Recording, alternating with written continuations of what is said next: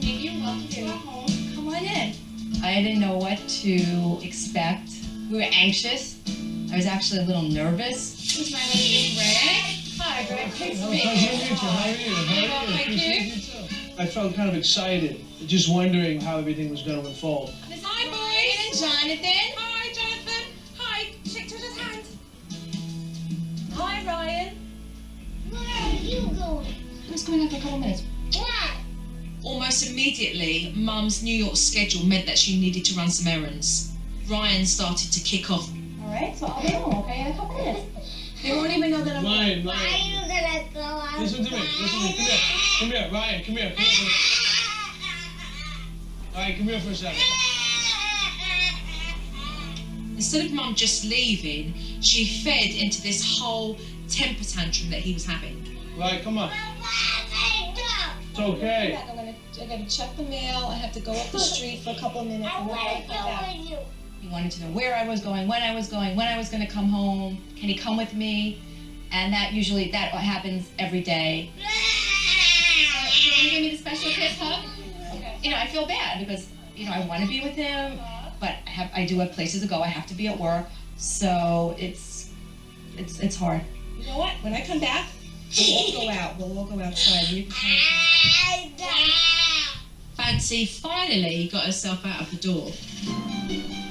During Mum's absence, I started to look around the house and I realised how suffocating it was. It's very difficult to find large space in Manhattan, and this family have confined space, and they have chosen to cram that space with clutter.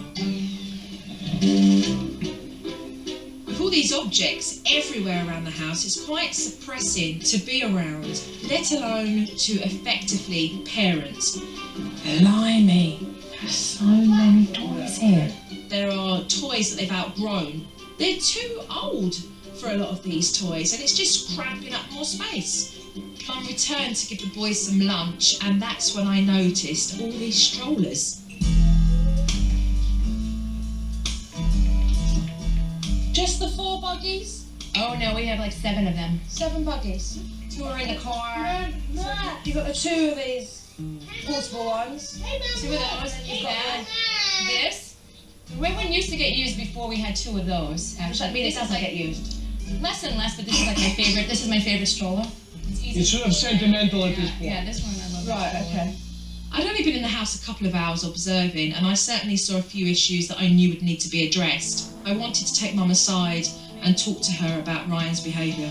Ryan is definitely attached to me, and he does have separation issues for sure. That hard for you as well, though. The separation? Yeah. No, yeah, absolutely. I mean, when I leave these kids every day, it's hard for me, of course.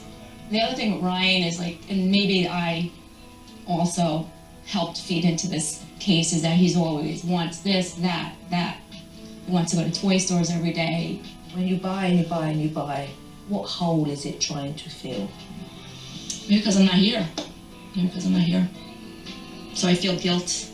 I mean, it's not easy for this family. They work long hours, they've got a child carer to look after their kids, and they feel guilty for it. So they buy their way out of it and tolerate behaviour that, let's face it, they shouldn't be tolerating.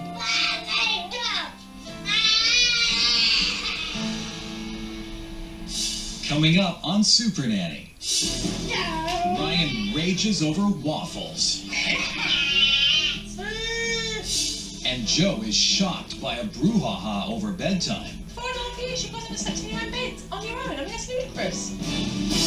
When SuperNanny returns.